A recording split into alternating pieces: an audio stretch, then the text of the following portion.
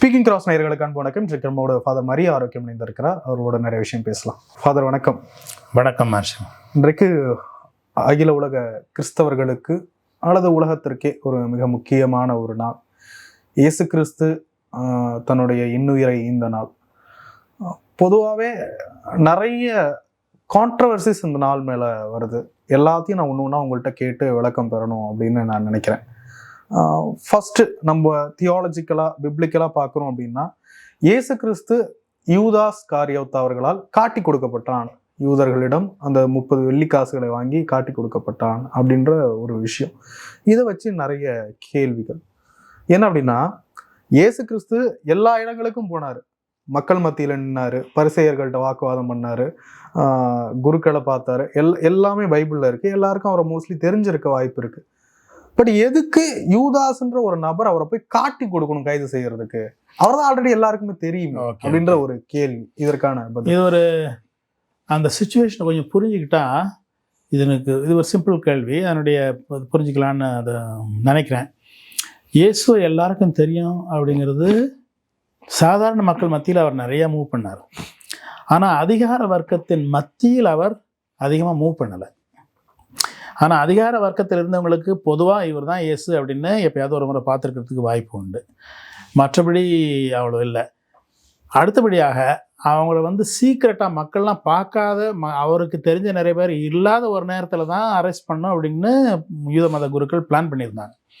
ஆகையினால தான் நைட்டில் அவருடைய சீடர்கள் தெரிஞ்சவங்க பெரிய மக்கள்லாம் அங்கெல்லாம் போய் அரெஸ்ட் பண்ணாங்க. ஏற்கனவே அரெஸ்ட் பண்ணி முயற்சி பண்ணி விட்டாங்க. ஏன்னா மக்கள் ப்ரொடெஸ்ட் பண்ணுவாங்க, அடிக்க வந்துட்டாங்க இயேசு அரெஸ்ட் பண்ணும்பொழுது, அரெஸ்ட் பண்ண முயற்சிக்கும் பொழுது. அதனால் இந்த மாதிரி அரெஸ்ட் பண்ணோம்னாக்கா அவரை அறிந்த பலர் இல்லாத ஒரு சூழலில் பார்த்து அவரை அரெஸ்ட் பண்ணணும் அப்படிங்கிறதுக்காக. ஆனால் யார் போனது அரெஸ்ட் பண்ணுறதுக்கு? எல்லாரும் தெரிஞ்ச ஆட்கள்லாம் போகல.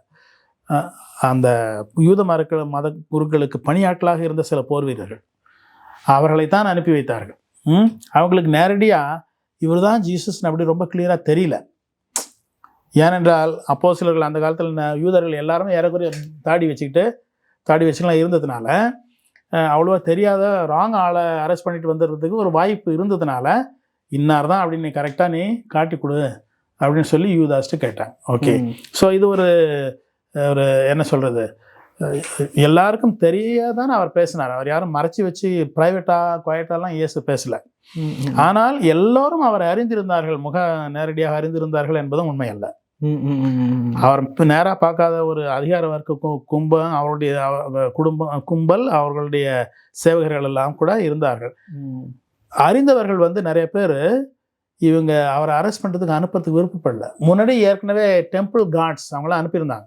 ஓகே, அவங்களே திரும்பி வெறுங்கையோட வந்தவுடனே இவங்க கேட்டாங்க, ஏன்னா உங்களை அரெஸ்ட் பண்ணுறதுக்கு தான் அனுப்பினீங்க.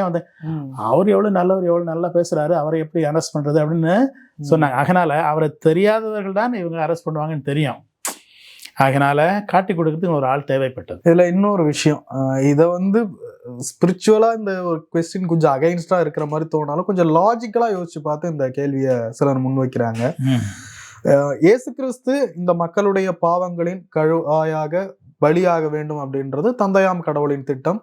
இயேசு கிறிஸ்துவே அதை முன்னாடி சொல்றாரு. இயேசு கிறிஸ்து தன்னுடைய சாவை முதல் முறை 2ஆம் முறை எல்லாம் முன்னறிவிக்கிறார். அது அவருக்கும் தெரியும், கிரைஸ்டுக்கும் தெரியும், அது மற்றவங்களுக்கும் சொல்றாங்க. இது இறைவாக்குகள்லேயே சொல்லப்பட்டிருக்கு. இது கரெக்ட் எல்லாருக்குது. அப்படிப்பட்ட இறைவனுடைய திட்டம் நிறைவேறுவதற்கு யூதாஸ் அவர்கள் துணை புரிகிறார், அவரை காட்டி கொடுத்து அவர் கொல்லப்படணும் அப்படின்றதுக்காக.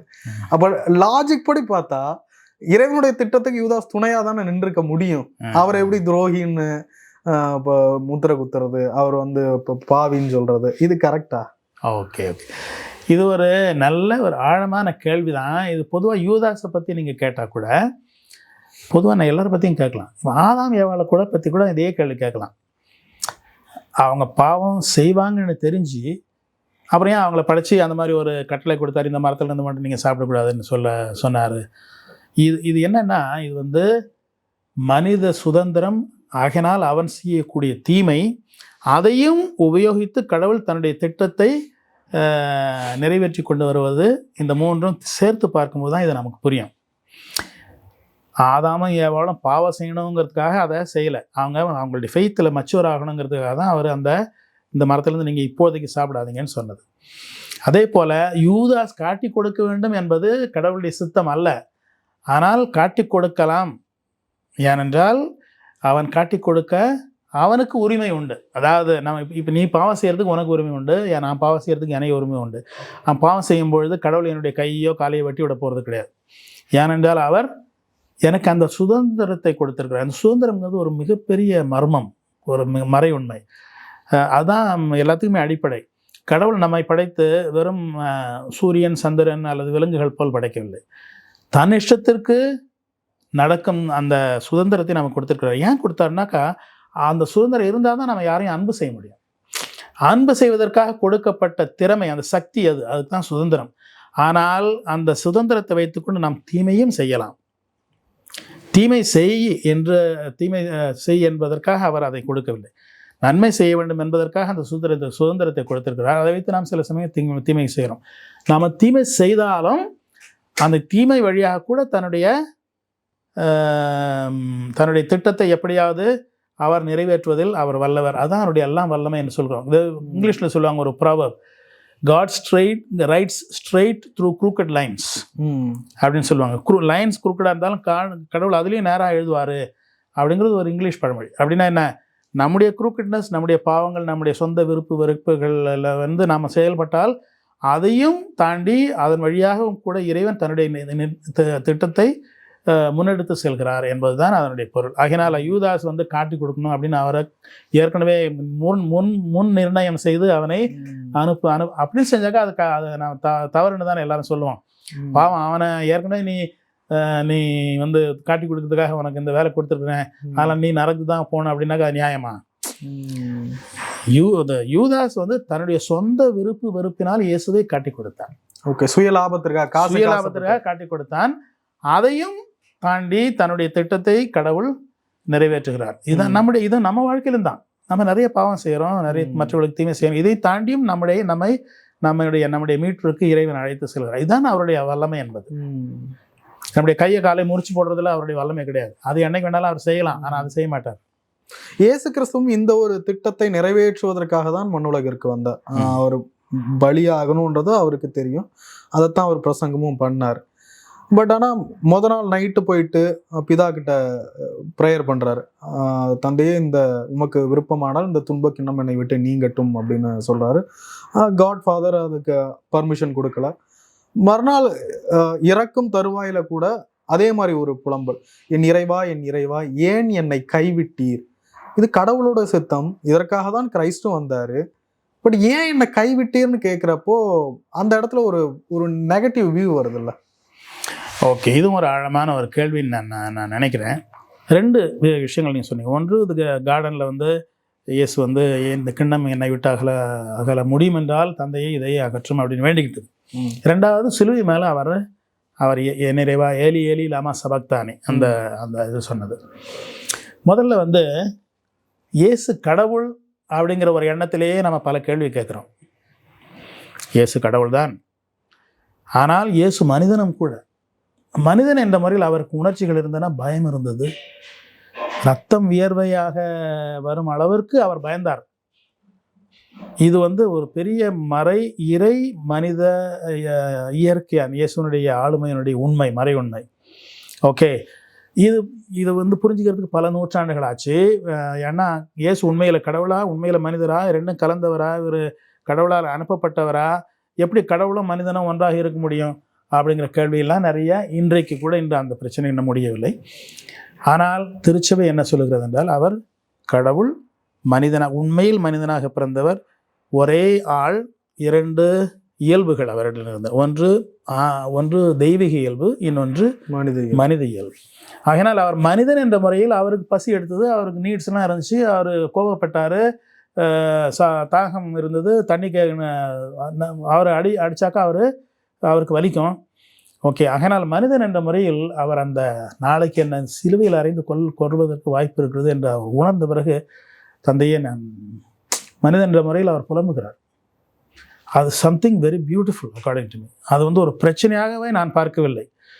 அந்த இடத்தில் அவர் இயேசு என்னை போலவே ஒரு மனிதனாக இருக்கிறார். கடவுள் தன்னுடைய மகனையே அனுப்பி நாம் எந்தெந்த நெகட்டிவ் எக்ஸ்பீரியன்ஸ்லாம் நமக்கு ஏற்பட்டு அதில் வந்து நம்ம கஷ்டப்படுறோமோ துன்பப்படுறோமோ அந்த துன்பங்கள் எல்லாம் இயேசுவுமே அனுபவித்தார் என்பது ஒரு மிக அருமையான ஒரு மிகப்பெரிய ஒன்று. கடவுள் ஒரு அத்தாரிட்டியாக மட்டும் மேலே உட்காந்துட்டு நமக்கு கமாண்ட் பண்ணுறவர் இல்லை. நம்மோடு இருந்து நம்முடைய இன்பு துன்பங்களில் நம்மை போலவே பங்கெடுப்பதற்காக அவர் வந்தவர் அப்படிங்கிறது தான் எல்லாத்தோட மிகவும் ஆழமையான உண்மை. ஓகே, ஆகையினால் அது இந்த கெத்செமனே தோட்டத்தில் நடந்தது. இது சிலுவையில் தொங்கிக்கிட்டு இருக்கிறது, சிலுவையில் தொங்கிட்டு இருக்கும்போது கடவுளே கடவுளே ஏன்னா என் கைவிட்டார் அப்படின்னா, அது அவர் கடவுள்னு தெரிஞ்சு அவர் கடவுளே அது மாதிரி சொன்னாங்க. அது என்ன லாஜிக்காக இருக்குது அப்படிங்கிறது தான் உங்களுடைய கேள்வி, அப்படி தானே? ஆமாம். சில பேர் சொல்கிறாங்க அவர் அந்த நேரத்தில் ரொம்ப டெஸ்பரேட் ஆகிட்டாரு, கடவுள் தன்னை கைவிட்டுறதா நினச்சிட்டாரு, அதனால தான் அப்படி சத்தம் போட்டு கத்துனாரு. கடைசி நேரத்தில் அவர் கடவுளை இல்லை, கடவுள் மேலே தந்தையின் மேலே ஒரு சந்தேகம் கூட அவருக்கு வந்திருக்கலாம் அப்படின்னு சில கிரிட்டிக்ஸ்லாம் சொல்லுவாங்க. ஆனால் அது உண்மை அல்ல. அதை படிக்கும் பொழுது my God why have you forsaken me அப்படிங்கிறது திருப்பாடல் 22 முதல் வரி. அந்த காலத்தில் யூதர்களுக்கெல்லாம் ஒரு பழக்கம் உண்டு. முழு சாம்னு சொல்கிறதுக்கு பதிலாக சில சமயம் முதல் வரியை மட்டும் சொல்லிட்டு அப்படியே அப்படின்னாக்கா அதனுடைய ஃபீலிங்ஸ் தான் அவங்க ஜெபமாக்குகிறாள் என்று பொருள். சிலுவையில் இருக்கும்பொழுது கூட அந்த தந்தையே ஏன் என்னை கைவிட்டீர் என்ற அந்த திருப்பாடலை எடுத்து முதல் வரியில் அது இருக்குது. ஆனால் அதுக்கு பிறகு இருக்கிற வரிகளெல்லாம் நான் படிக்கும்பொழுது அது கடவுளின் மேல் நம்பிக்கை கொள்கிற ஒரு ஏன் என்னை கைவிட்டீர் அப்படின்னா, கைவிட்டது போல எனக்கு தெரிந்தாலும் நீர் என்னை கைவிட மாட்டீர் என்பது எனக்கு தெரியும் அப்படின்னு தான் அந்த சாம் போகுது. புரியுதுங்களா? அதனால அவர் அந்த சாமினுடைய முதல் வரி சொன்னதே பெருசு, அவர் மூச்சு விடவே முடியல அந்த நேரத்தில். அந்த சாம் அந்த திருப்பாடலை அவர் ஜெபிக்க ஆரம்பித்தார். ஜெபிக்க ஆரம்பித்தார். ஏனென்றால் அது கடவுளுடைய சித்தத்திற்கு தன்னையே ஒப்பு கொடுக்கும் ஒரு பாடல், அவர் மேல் நம்பிக்கையின் ஒரு பாடல். அது ஒரு டெஸ்பரேஷன், அது ஒரு பெரிய அதிர்ச்சியினால ஒரு விரக்தியினால சொல்லப்பட்ட சொல் அல்ல என்பது அந்த சாம் முழுவதையும் வாசித்தால் நமக்கு புரியும். அந்த ஒரு வரியை மட்டும் பிடிச்சிக்கிட்டு ஏன் இப்படி சொன்னார் அப்படின்னு கேட்டாக்கா அது நமக்கு புரியாது. ஏனென்றால் அது ஒரு ஜெபத்தினுடைய முதல் வரி மட்டுமே. அதுக்கு முன்பாக இயேசு கிறிஸ்து சிலுவையில் தொங்குறாரு. அந்த நேரத்தில் ஒரு காவலாளி அவருடைய ஈட்டியில குத்துறாங்க. இயேசு கிறிஸ்து இறந்த பிறகு ஈட்டியில குத்துற பிறகு ரத்தமும் தண்ணீரும் வழிந்தோடின. சயின்டிஃபிக்கா அது கரெக்டா? சயின்டிஃபிக்காக அது கரெக்டாக இருக்கிறதுக்கு வாய்ப்பு உண்டு. என்னன்னா, இதான் சயின்ஸ் டாக்டர்ஸ் இந்த கொடுக்குற எக்ஸ்பிளனேஷன். இது முதலாக அந்த ஈட்டியை எடுத்து குத்தியதுக்கு காரணம் என்ன அப்படின்னா, ரோமையர்கள் கொலை செய்யறதுல எக்ஸ்பர்ட்ஸ். யாரும் சாகாமல் அவர்களை சிலுவையிலிருந்து அவர்கள் எடுப்பது அவர்களுடைய பழக்கமே கிடையாது. அதனால்தான் அவங்க அடுத்த நாள் ஓய்வு நாளுங்கிறதுனால சீக்கிரம் இவங்கெல்லாம் சாகடிச்சுன்னு போய் பார்த்தாக்கா அந்த பக்கத்தில் இருந்த 2 கல்லர்களும் இன்னும் சாகலை. அதனால் எப்படி சாகடிச்சாங்க? முட்டியெல்லாம் அடித்து உடச்சி சாகடிச்சாங்க. ஏசிக்கிட்டு வரும்பொழுது அவர் செத்து போகிற மாதிரி இருந்தார். செத்து போயிட்டார் ஏற்கனவே. இருந்தாலும் இவன் சயின்டிஃபிக்காக இன்னும் இறந்து போயிட்டார் அப்படிங்கிறது உறுதி செய்வதற்காக ஈட்டியால் இதயம் பகுதியில் குத்துறான். இதயம் பகுதியில் குத்துறான். அப்பொழுதுதான் அவர் அந்த ஆளுக்கு பேரே லொஞ்சீனஸ்னு பேர். அந்த போர் வீரன் 101 தலைவன் ஒருத்தர் ட்ரெடிஷன்லேருந்து இந்த பேர் வருது. என்னன்னா, லொஞ்சீனஸ்னாங்களே அந்த ஈட்டிக்காரன் அர்த்தம். அது குத்தும் பொழுது இதயத்தில் அந்த ஒரு பகுதி திறக்கப்பட்டு அங்கே இறந்த பிற்பாடு சயின்டிஃபிக்கலாக நம்ம போஸ்ட்மார்ட்டம் செய்கிறவங்கலாம் விழாவில்னாக்கா விழாவில் இங்கே மட்டும் இல்லை, உள்ள இதயத்துக்குள்ளே போய் ஊடுருவிக்கிறது. அங்கே இறந்த பிறகு உடலில் இருக்கிற திரவங்கள் எல்லாம் பிரிந்து விடுவது வழக்கம். ரத்தம், சீரம் ஃப்ளூயிட்னு ஒன்று இருக்குது. அதாவது ரத்தத்திலிருந்து பிரிந்து கலர் கொஞ்சம் வேற மாதிரி இருக்கும், தண்ணி மாதிரி இருக்கும் பார்க்கறதுக்கு. அதை குத்தும் பொழுது இந்த பிளட்டும் அந்த சீரம் ஃப்ளூயிடும் தான் வெளியில் வந்திருக்குது. கீழந்து நின்று பார்த்தவர்களுக்கு அது ரத்தமும் தண்ணீரும் போல தெரிந்தது என்று அவர்கள் சொல்லுகிறார். இந்த ரத்தமும் தண்ணீரும் என்பது ரொம்ப பயங்கரமான சிம்பாலிக் மீனிங்.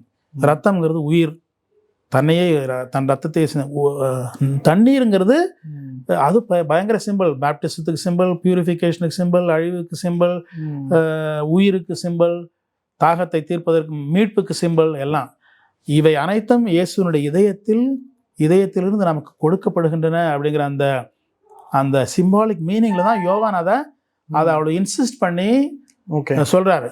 இதை பார்த்தவர் இதை உண்மை என்பதற்கு சாட்சி சொல்கிறார். எதை பார்த்தவர்? ரத்தமும் தண்ணீரும் வெளிவந்ததை பார்த்தது. அந்த அவ்வளவு முக்கியமான ஒரு சம்பவம் அது. ஏனென்றால் அதிலிருந்து திருச்சபை பிறந்தது, சாக்ரமெண்ட்ஸ், திருவருட்சாதனங்கள் பிறந்தன அப்படின்லாம் உங்களுக்கு தியாலஜி. ஓகே, அதனால் அது ஒரு இயற்கையான ஒரு செயல். அவர் இறந்து போயிட்டாரா அப்படின்னு பார்க்கறதுக்காக ஒரு போர் வீரன், இன்சார்ஜாக இருந்த ஒரு போர் வீரன் அதை டெஸ்ட் பண்ணுறான், இறந்துட்டாரா இல்லையா பார்க்கணும். இல்லை இறக்கலைனாக்க அவரை சிலுவையிலிருந்து இறக்கி என்ன இறக்கக்கூடாது, பெரிய சட்டவிரோதம். அவங்க இதில் இறந்த பிற்பாடு தான் சிலுவையிலிருந்து இறக்கணும். ஓகே ஓகே, அதனால் செய்யப்பட்டது என்று இதில் வந்து யோவான் ஒரு பெரிய சிம்பாலிக் மீனிங்கை பார்க்குறாரு. இதில் வேறு சில மார்க்கத்தினர்லாம் சொல்றது, சில மார்க்கத்தினர் இயேசு கிறிஸ்துவனுடைய வரலாற்று அந்த தகவல்களை ஏற்றுக்கிறாங்க. இப்போ இஸ்லாமியர்கள் அவங்கெல்லாம் சொல்றது இயேசு கிறிஸ்து இருந்தாரு, வாழ்ந்தாரு, அவரை சிலுவையில் அறைய கொண்டு போனாங்க, ஆனால் லாஸ்ட் மினிட்ல அவர் தப்பிச்சிட்டாரு. இன்னொருத்தவங்க சொல்றது கடவுளை எப்படி கொல்ல முடியும், அதுக்கெல்லாம் வாய்ப்பு இல்லை. அது மாதிரி நிறைய. உண்மையாக இயேசு கிறிஸ்து அந்த அந்த நேரத்தில் சிலுவையில் அறைய உயிரிழந்தாரா? ஓகே, சில பேர் மறைஞ்சிருந்து கூட 3 நாள் கழிச்சு வந்தார் அப்படின்ற மாதிரி சொல்லுவாங்க. ஆமாம், இது ஒரு மிக மிக மிக முக்கியமான ஒரு கேள்வி. நம்ம விசுவாச அறிக்கையில் என்ன சொன்னார்? அவர் போன்சி பிலாத்தின் அதிகாரத்தில் பாடுபட்டு சிலுவையில் அறையுண்டு மரித்து அடக்கம் செய்யப்பட்டார். ஓகே, மரித்தார் என்பது வரலாற்று உண்மை. இது அவர் மயக்கத்தில் இருந்தார், அப்புறம் ஏந்திரிச்சு போயிட்டார் அப்படிங்கிறதுலாம் எங்களுடைய கற்பனை. அதுக்கு ஆதாரம் எதுவும் இல்லை. ஆதாரம் உள்ளது நற்செய்தியில் எழுதியிருக்கிறது. இயேசு மரிக்கிறதுங்கிறது அப்போஸ்தலர்களுக்கே மிக கொடூரமான ஒரு செய்தி. ஆனால் அவங்களே அதை எழுதி வச்சிருக்கிறாங்கன்னா அது உண்மை. ரெண்டாவது, ரோமை போர் வீரர்கள்லாம் கொலை செய்யறதுல திறமைசாலிகள். அது அவங்க சாகாமல் அவங்க வந்து சிலுவையிலேருந்து தூக்கி வந்து கல்லறையில் கொண்டு வைக்கிறதுக்கு எந்த சான்ஸுமே கிடையாது.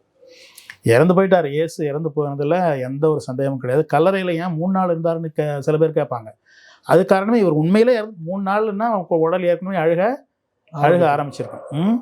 அதனால இவர் உண்மையில் இறந்து விட்டார் என்பதற்கு ஒரு அத்தாட்சி அந்த 3 நாளும் கூட அதுக்கு ஒரு சான்று. புரியுதா? அதனால உண்மையில் இயேசு இறந்தார். அதுக்கப்புறம் இறக்குனாங்க, மாதா மடியிலலாம் போட்டாங்க அப்படின்னு நம்ம ட்ரெடிஷன்லாம் சொல்லுது. அவங்கெல்லாம் இவருக்கு உடல் இருந்து உடம்புல இன்னும் வெப்பம்லாம் இருந்தாக்கா அவங்களுக்குலாம் தெரியாதா? சொல்கிறவங்க அதை நான் கேட்பையில் கேழ்வடிதுனாக்கன்னு சொல்கிறேனாக்கா, நான் கேட்குறவனுக்கு புத்தி எங்கே போச்சு அப்படின்னு சொல்லுவாங்க. நான் இது ஒரு ப்ராபபிளாக சொல்கிறேன்னு வழியாக யாரையும் அவமதிக்கணுங்கிறதுக்காக சொல்லலை. இது வந்து சும்மா அவங்க இஷ்டத்துக்கு சொல்லிக்கிறது. என்ன எழுதியிருக்கிறது, எது உண்மையாக இருக்கும் என்பதை நான் பார்க்கும்பொழுது அவர் உண்மையில் இருந்து விட்டார். கடவுள் இறக்க முடியுமா? இது ஒரு அருமையான கேள்வி. கடவுள் இறக்க முடியாது. ஒரே பதில், கடவுள் இறக்க முடியாது. ஓகே, மனிதன் இருக்கிறானா அப்படின்னு நான் உங்கள்கிட்ட ஒரு கேள்வி கேட்குறேன், நீங்க பதில் சொல்லுங்க. கிறிஸ்டியானிட்டி படி மரணம்ன்றது ஒரு செப்பரேஷன், இன்னும் ஒரு இதுக்கானது. எக்ஸலண்ட். இறைவன் படைத்த எதுவுமே அழிந்து போவதில்லை, அது மாறுபடுகிறதே ஒழிய. இந்த உலகம் கூட இப்போ மரமாக இருக்கிறது நாளைக்கு இது எருவா மாதிரி திரும்பவும் மரமாக வரும். தண்ணியில் இருக்கிறது தண்ணியாக இருக்கிறது மேகத்தில் போய் திரும்ப ஐஸாக போய் திரும்பி வரும். அனிமல் செத்துதுனாக்கா அது திரும்பவும் இந்த இயற்கையில் புகுந்து வேறு அனிமல்ஸ் பிறக்கும். ஓகே, நம்முடைய உடல் கூட நாம் இறக்கிறோம் என்பது உடல் ரீதியாக உண்மை. இறக்குறோம், அதனால் இப்போ செத்து போனவங்க பார்த்தாலே தெரியுது, அவங்களுக்கு உடம்புல வெப்பம் இல்லை, அவங்க இதயம் துடிக்கலை, அவங்க மூச்சு விடல, இறந்து போயிருந்தாங்க. ஆனால் அவர்கள் அழிக்கப்பட்டு விட்டார்களா? இதுதான் கேள்வி. அழிக்கப்படவில்லை. ஏனென்றால் இயற்கையில், இறைவன் படைத்த இயற்கையில் முழு அழிவு என்பது எதுவுமே கிடையாது. அதாவது கடவுள் ஒன்றுமில்லாமையிலிருந்து உலகத்தை படைத்தார், அது திரும்பவும் ஒன்றுமில்லாமைக்கு போய்விடுகிறது என்பது கிடையாது. ஏனென்றால் கடவுள் தான் படைத்ததெல்லாம் அன்பு செய்கிறார். எவ்வளோ நாளைக்கு அன்பு செய்கிறார்? நித்தியத்திற்கு அன்பு செய்கிறார். அதனால் டிரான்ஸ்ஃபர்மேஷன் தான் நடக்குதே ஒழிய அனாகிலேஷன் நடப்பதில்லை. அனாகிலேஷன் மீன்ஸ் கம்ப்ளீட் டிஸ்ட்ரக்ஷன். அதாவது ஒன்று இருக்கிறது இப்போ ஒன்றுமில்லாமல் போய்விட்டது அப்படின்னு உலகத்தில் எதுவுமே கிடையாது. It is not true. நம்முடைய வாழ்க்கையில் கூட நான் அடிக்கடி சொல்கிறது உண்டு, நாம் இறப்பு என்று அழுவதெல்லாம் ஒரு பிறப்பே. உதாரணமாக ஒரு குழந்தை வந்து தாயின் வயிற்றில் இருக்கிறது, பிறக்க போகிற நேரத்தில் அது என்ன நினைக்குது, நம்ம சாக போகிறோம்னு நினச்சிட்டு அலறுது. வெளியில் வந்தவுடனே அதற்கு அறியாத ஒரு உலகத்திற்கு அது தள்ளப்படுகிறது. தாயின் வயிற்றில் ரொம்ப சந்தோஷமாக இருக்குது, அதனால் அங்கேயே இருக்கணும்னு ஆசைப்படுது. ஆனால் அங்கே ஒரு 3 வருஷம் 4 வருஷம் என்ன ஆகிறது, வெளியில் தள்ளும்பொழுது அது பயந்து அழுகிறது. ஆனால் வெளியில் இருக்கிறவர்களுக்கு என்ன தெரியுது, இது ஒரு முன்பு இருந்த வாழ்க்கையை விட ஒரு உயர்ந்த வாழ்க்கைக்கு இது வெளியில் இது கொடுக்கப்பட்டிருக்குதுன்னு தெரியுது. சாவும் அதே போல தான். நாம் இறக்கும் பொழுது ஐயோ முடிஞ்சு போச்சு அப்படின்னு நம்ம அழுகிறோம். ஆனால் அந்த பக்கம் போன இருக்கவங்க தான் சிரிக்கிறாங்க. ஏன்னா அவங்களுக்கு என்ன தெரியும், நல்ல வேலைப்பா, இந்த நேரம் காலம் இடம் இதனுடைய லிமிட்ஸ்லேருந்து நான் இப்பொழுது ஒரு சுதந்திர பறவையாக இறைவன் என்னை ஒரு உன்னதமான மேற்படுத்தப்பட்ட ஒரு வாழ்க்கைக்கு எனக்கு பிறப்பு கொடுத்திருக்கிறார். பிறப்பு என்பதுதான் இறப்பு. நாம் இறப்பு என்று இந்த பக்கத்திலிருந்து பார்க்கறது இறப்பு மாதிரி தெரியும், அந்த பக்கத்திலிருந்து பார்க்கும்பொழுது அது பிறப்பு என்பது நமக்கு புரியும். ஆகினால இயேசு இறந்தாரா? இறந்தார். ஆனால் உண்மையில் அவர் ஒன்றுமில்லாமல் ஆகிவிட்டாரா? கிடையாது. He became a greater reality. அதுதான் இது இறை உண்மையினுடைய அடிப்படை. நிறைய விஷயங்களை பகிர்ந்து நன்றி sir. God bless you, Marsh.